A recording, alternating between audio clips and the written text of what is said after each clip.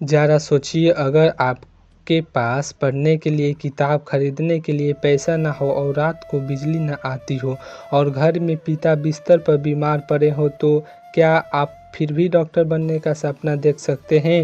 एक रिक्शा चालक का बेटा जिसे पूरा मोहल्ला पागल कहता था, जिसने साइकिल से 15 किलोमीटर चालक परीक्षा दिया, आज उसी शहर के सबसे बड़े अस्पताल में सफ़ेद कोट पहनकर खड़ा होता है। यह कहानी है डॉक्टर अर्जुन की, एक ऐसी कहानी जो आपको यकीन दिला देगी कि किस्मत को मेहनत से बदला जा सकता है। आखिरी तक ज़रूर देखें, क्योंकि बीच में एक ऐसा मोड़ आता है जिसने पूरे शहर को रुला दिया था। अगर आपको ऐसी सच्ची प्रेरणा भरी कहानी पसंद है तो वीडियो को लाइक करें और कमेंट में बताएं, अगर आप अर्जुन की जगह होते तो क्या करते। सुबह के 5 बजे थे। शहर की एक तंग अंधेरी गली में साइकिल रिक्शे की लंबी कतार लगी थी। कोहरे में लिपटी सड़क पर सिर्फ कुत्ते के भौंकने की आवाज़ और कूहे दूर मंदिर की घंटी सुनाई दे रही थी। उसी कतार में एक पुराना जंग लगा रिक्शा खड़ा था, जिसे रोज़ सुबह रामलाल खींचकर स्टैंड तक लाते थे। उसका बेटा अर्जुन, उम्र 19 साल, उसकी गली के एक छोटे से किराए के कमरे में मोमबत्ती की टिमटिमाती रोशनी में किताब खोले बैठा था। बिजली रात के 11 बजे के बाद अक्सर चली जाती थी और सुबह 5 बजे तक नहीं आती थी। कमरे की दीवारों पर सीलन के निशान थे और छत से कभी कभी पानी टपकता था, लेकिन अर्जुन की आंखें किताब पर टिकी थी, मानो बाहर की दुनिया उसके लिए रुक गई हो। अर्जुन का एक ही सपना था, डॉक्टर बनने का, लेकिन घर की हालत ऐसी थी कि 2 वक्त की रोटी जुटाना भी मुश्किल था। रामलाल दिन भर रिक्शा खींचता, शाम को थककर घर आता और रात को खंसते हुए सो जाता। माँ सुबह से शाम 3 घरों में बर्तन धोने और झाड़ू पोछा करने का काम करती थी। एक रात जब माँ रोटी सेक रही थी तो उसके धीरे से पूछा, बेटा कोचिंग की किताब कैसे खरीदेगा? पैसा तो नहीं, और तेरा बाप की तबीयत भी ठीक नहीं रहती आजकल। अर्जुन मुस्कुराया, लेकिन उसकी मुस्कान के पीछे एक गहरी चिंता छिपी थी। माँ, कोचिंग वाले भैया साहब ने पुरानी किताब मुफ्त में दे दी है, मुझे बस मेहनत करनी है, बाकी भगवान पर छोड़ देता हूँ। माँ की आंखों में नमी आ गई, लेकिन उन्होंने कुछ नहीं कहा, बस उसकी थाली में एक रोटी और रख दी। गली के लड़के अक्सर अर्जुन की मजाक उड़ाते। एक दिन सड़क पर से गुजरत एक लड़के ने ताना मारा, अरे देखो, रिक्शा वाले का बेटा डॉक्टर बनेगा, पहले अपने फटे कपड़े तो देखे। दूसरा हंसते हुए बोला, इतनी बड़ी बड़ी, कल को कहेगा IMPS में पढ़ूंगा। पूरा गली हंसी से गूंजी उठी। अर्जुन ने कुछ नहीं कहा। उसने अपनी किताब का बैग कसकर पकड़ा और सीधे सरकारी लाइब्रेरी की तरफ बढ़ गया, जहां वह मुफ्त में घंटों बैठकर पढ़ सकता था। वहाँ भी उसके फटे जूते और पुराने कपड़े देखकर कुछ लड़के तभी हंसते, लेकिन अर्जुन ने कभी पीछे मुड़कर नहीं देखा। नीट की परीक्षा के दिन धीरे धीरे नज़दीक आ रहा था। अर्जुन दिन रात एक कर चुका था। सुबह 4 बजे उठकर पढ़ाई, फिर 2 घंटे छोटे बच्चे की ट्यूशन पढ़ाकर कुछ पैसा कमाया। दोपहर में लाइब्रेरी और शाम को कभी कभी पिता की जगह खुद रिक्शा चलाना, ताकि घर का खर्चा चल सके। लेकिन तभी एक रात रामलाल को तेज बुखार हुआ। बुखार इतना बढ़ गया कि वे बेहोश होने लगे।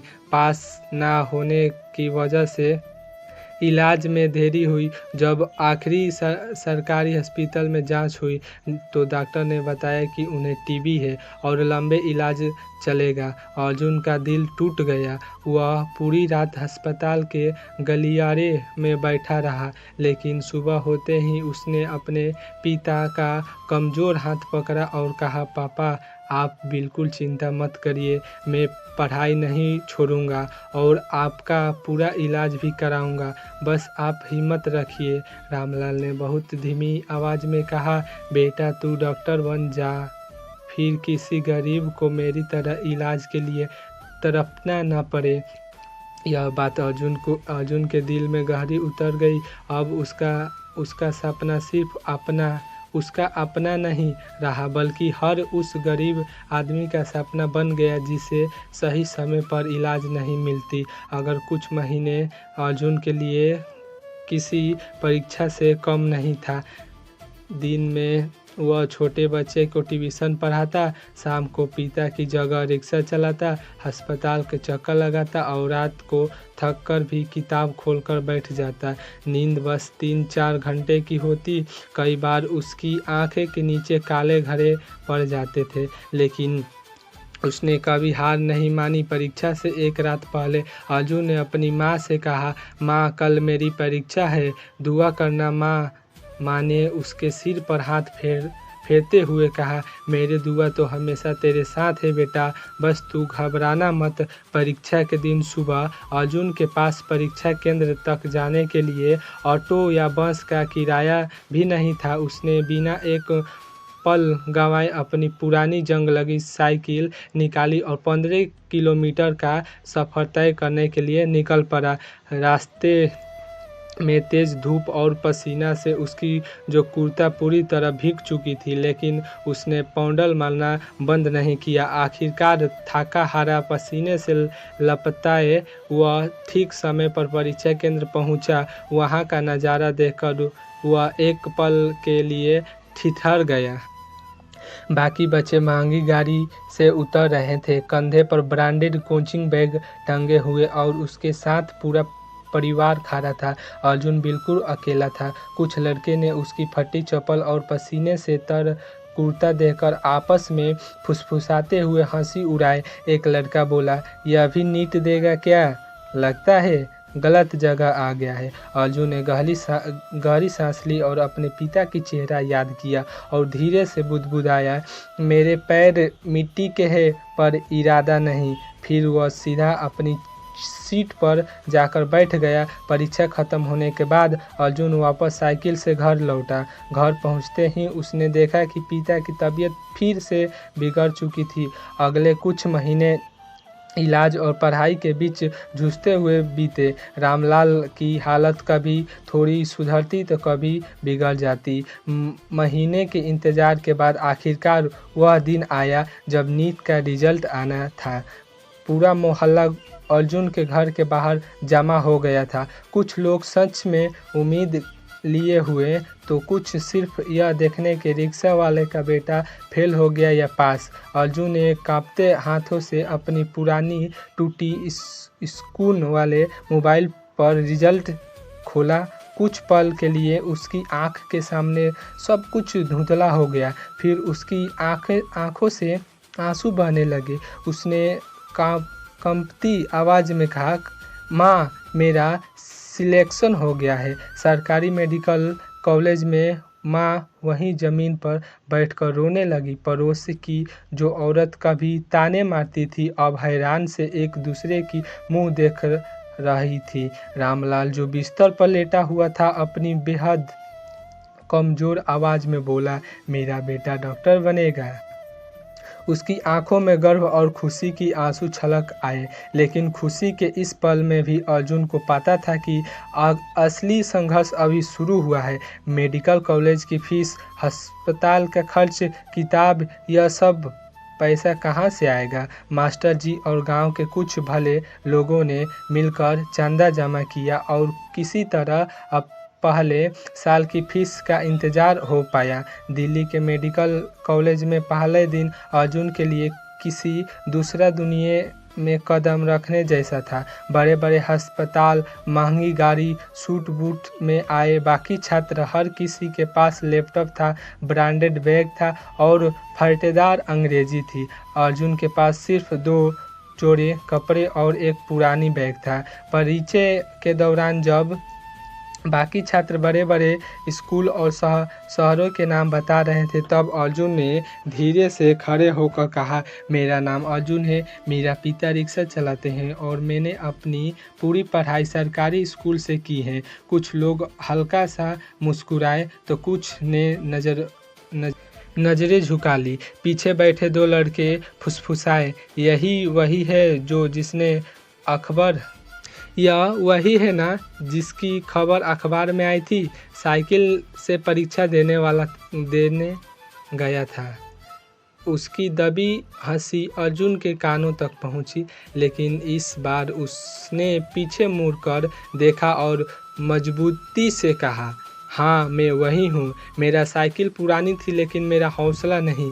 क्लास शुरू हुई और अर्जुन को इंग्लिश में लेक्चर समझने में शुरुआत में बहुत दिक्कत होती थी। कई बार वह क्लास के बाद अकेले बैठकर नोट्स को हिंदी में समझने की कोशिश करता। कुछ सीनियर छात्र उसका मजाक उड़ाते, गांव वाले भैया यहाँ किताब ज्ञान नहीं असाइनमेंट्स चाहिए। एक दिन क्लास में एक अहम प्रेजेंटेशन देनी थी। तब अर्जुन की बारी आई तो पीछे से किसी ने फिर व्यंग में कहा, अब देखो गांव वाला इंग्लिश। कुछ लोग हंस पड़े। अर्जुन के हाथ कांपने लगे, लेकिन तभी उसने अपने पिता की शब्द याद आई, फिर किसी गरीब को मेरी तरफ ना पड़े। उसने गहरी सांस ली और बोला शुरू किया। भाषा थोड़ी कमज़ोर थी, लेकिन जैसे जैसे वह गांव के अस्पताल की हालत, वहां के मरीज की तकलीफ़ और सही इलाज ना मिल पाने की सच्चाई बताने लगी, फिर क्लास खामोश हो गया। उसने अपनी बात ख़त्म करते हुए कहा, गरीब को दया नहीं, बस एक सही मौका चाहिए। पूरा हॉल तालियों से गुजर उठा। धीरे धीरे अर्जुन की मेहनत रंग लाने लगी। एक क्लास के टॉप छात्रों में गिनाने लगा, लेकिन ज़िंदगी ने उसके लिए एक और बड़ा इम्तिहान रखा था। तीसरा साल की पढ़ाई के दौरान एक रात अर्जुन के फ़ोन पर गांव से कॉल आया। मास्टर जी की कांपती आवाज़ थी, बेटा जल्दी आ जा, तेरा पापा की हालत बहुत ख़राब है। अर्जुन का दिल बैठ गया। उसने बिना एक पल गवाए ट्रेन पकड़ा और पूरी रात रोते हुए सफ़र तय किया। जब वह अस्पताल पहुंचा तो पिता आईसीयू में थे। उनका शरीर बहुत कमज़ोर हो चुका था। अर्जुन उसके पास बैठे और उनका हाथ थामे रोता रहा। रामलाल ने बहुत मुश्किल से आंख खोली और धीमी आवाज़ में कहा, मेरा बेटा डॉक्टर आ गया। उसके चेहरे पर एक हल्की सी मुस्कान थी। अर्जुन ने रोते हुए कहा, पापा आप ठीक हो जाइए, मुझे अभी आपकी बहुत सेवा करनी है। रामलाल ने बहुत धीरे से कहा, बेटा मेरा सपना पूरा हो गया, अब मेरा गम नहीं। कुछ ही घंटे बाद मशीन की आवाज़ तेज हुई। डॉक्टर दौड़े और कुछ मिनट के बाद बाहर आकर धीरे से बोले, आई एम सॉरी, हम उन्हें बचा नहीं पाए। अर्जुन वहीं ज़मीन पर बैठा गया। जिस पिता ने बीमारी होकर भी उसे हिम्मत दी थी, आज वही हमेशा के लिए चल गए थे। पूरा गांव अंतिम संस्कार में शामिल हुआ। जो लोग कभी उनका मजाक उड़ाते थे आज शर्मिंदा नज़र आ रहे थे। कुछ दिन बाद भारी मन से अर्जुन वापस अपनी पढ़ाई पर लौटा और अब वह पहले जैसे सहमा हुआ लड़का नहीं रहा था। उसके अंदर का दर्द अब उसके सबसे बड़ी ताकत बन चुकी थी। उसने अपनी पूरी ऊर्जा पढ़ाई में झोंक दी। आखिरकार 5 साल की कड़ी मेहनत के बाद वह ऐतिहासिक दिन आया कि कन्वेंशन का दिन। जब स्टेज पर अर्जुन का नाम पुकारा गया और डिग्री दी गई तो पूरा हॉल तालियों से गुजर उठा। अर्जुन ने अपनी डिग्री आसमान की तरफ उठाया और धीरे से कहा, पापा देखिए, आपका सपना पूरा हो गया। आज डॉक्टर अर्जुन आपके ही जिले के सरकारी अस्पताल में सेवा देता है, उसी अस्पताल में जहां कभी आपके पिता को सही समय पर इलाज नहीं मिल पाया था।